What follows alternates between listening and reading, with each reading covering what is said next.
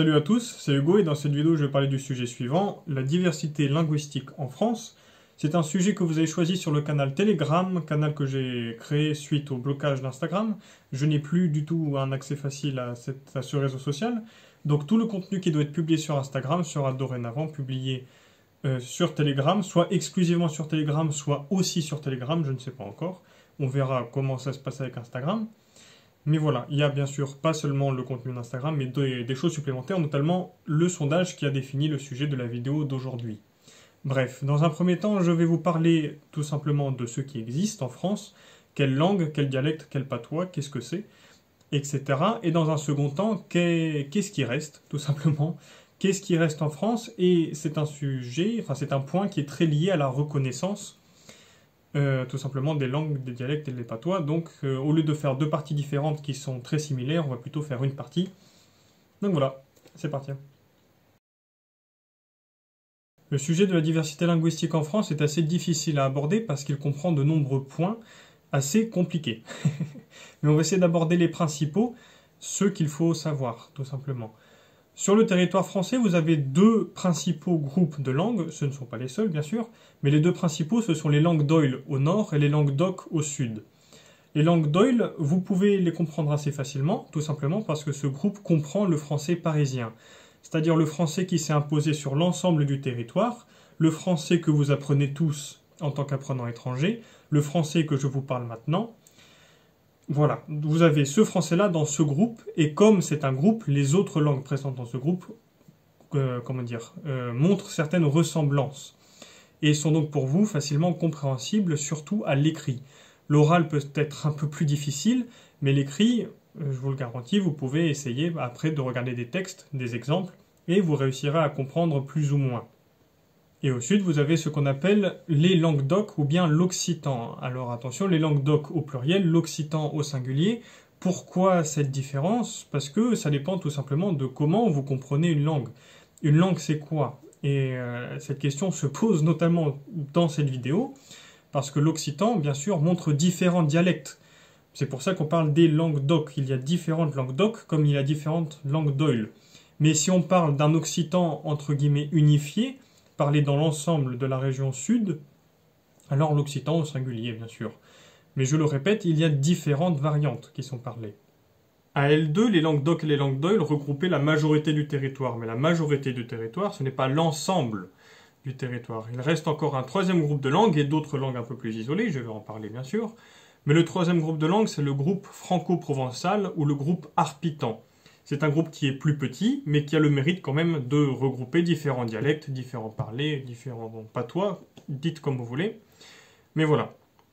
Et après ces trois groupes, les langues d'oïl, les langues d'oc, les langues franco-provençales, vous avez d'autres langues qui sont plus éloignées du français, parce qu'elles sont apparentées non pas au français, mais à d'autres langues.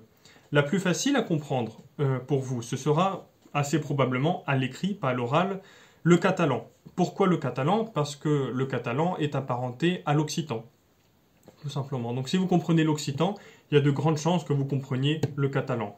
Le catalan était parlé en France dans la région de Perpignan et en Espagne dans la région de Barcelone. Une autre langue facile à comprendre pour les francophones, c'est le corse. Le corse qui bien sûr est parlé en Corse, sur l'île de la Corse, et qui lui est apparenté à l'italien. Ça se voit tout de suite à l'écrit, assez facile à comprendre, je vous conseille d'essayer, ça peut être intéressant. Voilà. Si on remonte plus au nord, et on remonte en Alsace et en Lorraine, vous avez des langues germaniques. Vous avez l'alsacien pour l'Alsace, et vous avez le francique pour la Lorraine.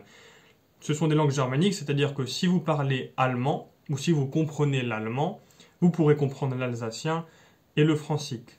Et si on remonte encore plus au nord, vraiment le plus au nord possible de la France, vous avez le flamand qui est parlé en Belgique et donc dans cette partie nord du nord de la France.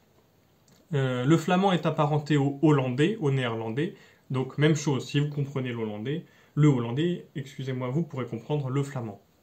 Voilà. Ensuite, si on va tout à l'ouest de la France, en Bretagne, vous avez la langue bretonne. La langue bretonne est une langue celte. La langue la plus proche du breton, c'est la langue galloise, parlée au Pays de Galles au Royaume-Uni. Très difficile à comprendre pour les Français, vous pouvez essayer, bon courage, mais voilà. Et si on descend plus au sud, on a une langue très intéressante, c'est la langue basque.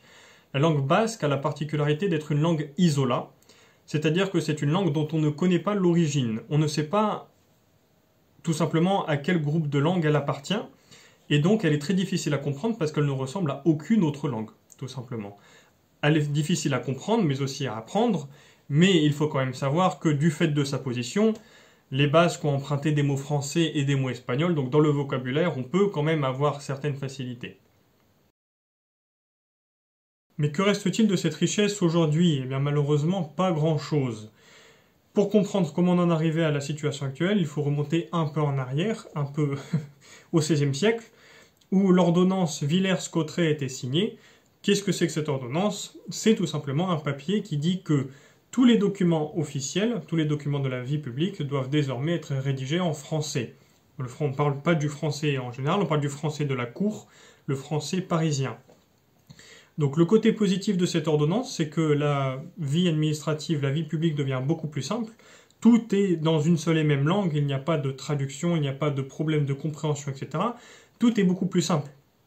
Mais ça rend le français parisien plus important et les langues régionales moins importantes. En soi, on peut se dire que cette ordonnance avait été introduite avec de bonnes intentions. Ça a l'air plutôt vrai. Faciliter la vie publique, qu'est-ce que ça a de négatif? Le problème, c'est ce qui est arrivé après cette ordonnance et qui a très clairement visé à limiter l'utilisation des langues maternelles de tous les Français. Il a notamment été interdit à l'école de parler sa langue maternelle, de parler ses langues régionales. Vous le comprenez tout de suite en voyant ce panneau, il y a eu en France une certaine période de discrimination de l'emploi des langues régionales, surtout dans le milieu éducatif. Heureusement, cette période est plus ou moins terminée aujourd'hui, et dans les écoles, dans les universités, dans les collèges et dans les lycées, on peut apprendre les langues régionales. On peut également avoir des cours dispensés dans ces langues régionales, ce qui est une grande avancée par rapport à ce qu'on a eu avant.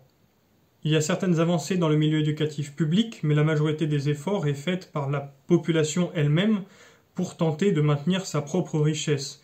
Vous avez des associations, des clubs, des sites, des livres, vous avez des auteurs qui rédigent des œuvres dans leur langue régionale, et tout ça vise le maintien justement de cette richesse linguistique en France. La transmission de la langue se fait aussi par l'oral et notamment par la musique. Vous êtes des étudiants de français, je vous conseille de regarder cette vidéo.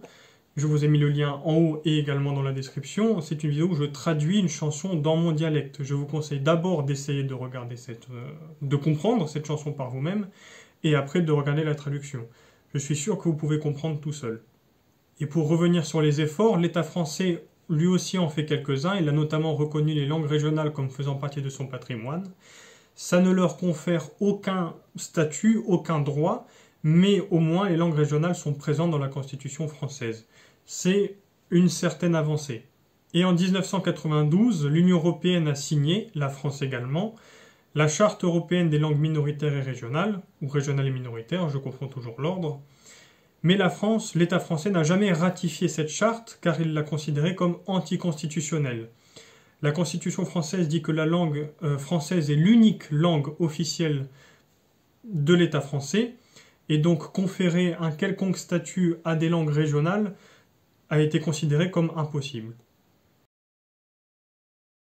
Et voilà, je vous ai parlé du principal, mais sachez que c'est un sujet très gros, avec beaucoup de points, et donc c'est très difficile d'en parler correctement sans en parler pendant 3 heures. Si vous voulez avoir un meilleur aperçu, un aperçu un peu plus détaillé de cette question, vous pouvez bien sûr le faire de votre côté, en vous renseignant de différentes manières. En tout cas, j'espère avoir répondu à certaines de vos questions sur ce sujet, et surtout, j'espère vous avoir intéressé. Si c'est le cas, vous pouvez me le faire savoir en laissant un pouce bleu. Vous pouvez vous abonner à cette chaîne pour ne louper aucune vidéo dans le futur. Activez la cloche également pour recevoir les notifications. Et voilà, je vous souhaite bon courage dans votre apprentissage de la langue française ou dans une autre langue de France. Qui sait?